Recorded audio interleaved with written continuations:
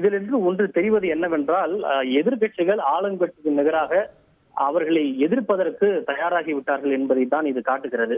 எதிர்கட்சிகள் தொடக்க முதலே கூறி வரக்கூடிய விஷயம் என்பது, இந்த அரசு மரபுகளையும் விதிகளையும் மீறி நடக்கிறது, மரபுகளையும் விதிகளையும் மட்டுமல்ல இந்திய அரசியல் சாசனத்தையும் மீறி நடக்கிறது என்ற குற்றச்சாட்டை முன்வைத்து வருகின்றது.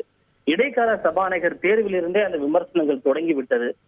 குறிப்பாக நான் முன்பே குறிப்பிடப்பட்ட கொடிக்குழல் சுரேஷ் தான் அவர்கள் மூத்த எம்பி என்கிற அடிப்படையில் இடைக்கால சபாநாயகராக தேர்வு செய்திருக்க வேண்டும். ஆனால் அவரை நியமிக்காமல் பர்த்ருஹரி மெஹதாபை நியமித்ததன் மூலம் மரபுகளை மீறிவிட்டது என்று எதிர்கட்சிகள் குற்றம் சாட்டுகின்றன. இரண்டாவதாக, தற்போது ராஜ்நாத் சிங் எதிர்கட்சி தலைவர்களை தொடர்பு கொண்டு சபாநாயகர் என்பவர் மரபின்படி எதிர்ப்பில்லாமல் ஒருமனதாக தேர்வு செய்யப்பட வேண்டும், அதுதான் வழக்கம், அதுதான் மரபு என்று கூறுகிறார்கள். நாங்கள் அந்த மரபை ஏற்றுக்கொள்கிறோம். அதே மரபு கடைபிடிக்கப்பட வேண்டும் என்று நாங்கள்